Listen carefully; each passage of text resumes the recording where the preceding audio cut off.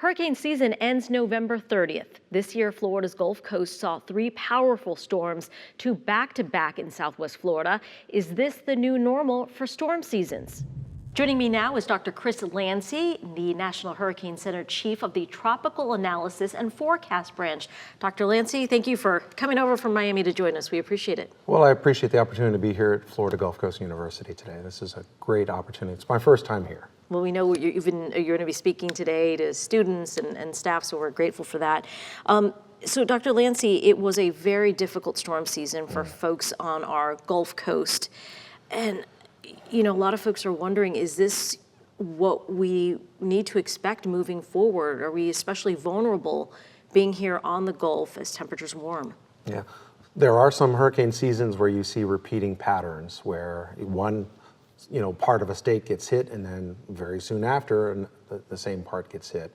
We don't quite understand why that happens, but there's no expectation that's going to continue.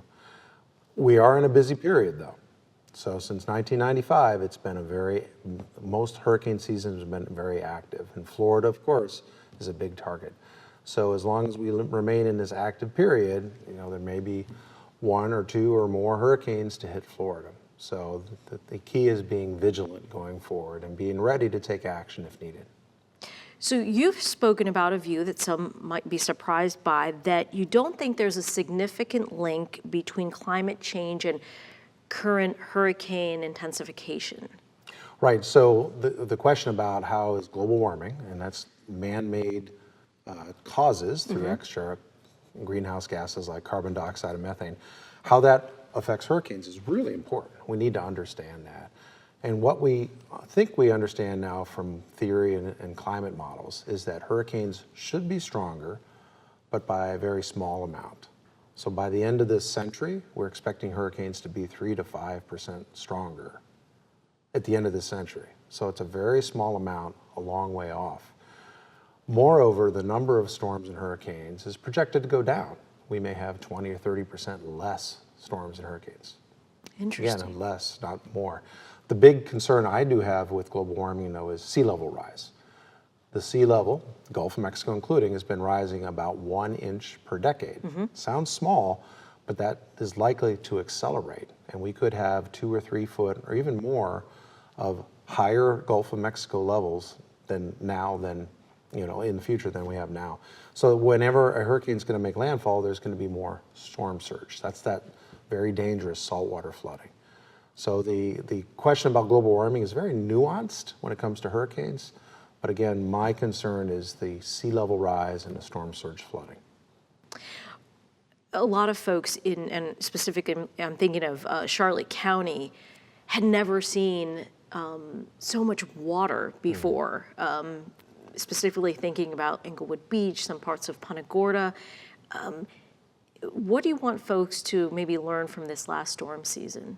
Yeah, every hurricane is different. And so you have to prepare differently because there could be threat from storm surge, could be threat from rainfall flooding, it could be from the wind. And so whatever the local emergency manager is suggesting, we need to listen to. And so it's our job as forecasters to provide the predictions and get the word out about the potential impacts. And then, because we want people to take the right action at the right time. Don't want to overreact and freak out a week in advance. Sure. But you don't want to wait until the storm surge is getting in your home before trying to get out. And if we can end on the accuracy of forecasting. I know I heard you speaking earlier about how obviously forecasting has improved tremendously, but that perhaps we were getting almost to the limit. Could you talk about that as far as improving forecasting? Right. In my lifetime, we've seen incredible advancements in how our track forecasts, where hurricanes are going to go, has improved. So as an example, back in the 1980s, when I was a student, an average 3-day forecast had an error of 300 miles. So if we said a hurricane was going to hit Fort Myers in 3 days, it really could have been anywhere from Havana, Cuba, up to Cedar Key. So a huge chunk of the coast. Today, the errors are so small, they're not zero, but now the error is less than 100 miles. So if we say a hurricane is coming toward Fort Myers, now we're looking at anywhere from about Everglades City to Tampa. So we've really narrowed down that cone The cone has gotten smaller, which represents the uncertainty.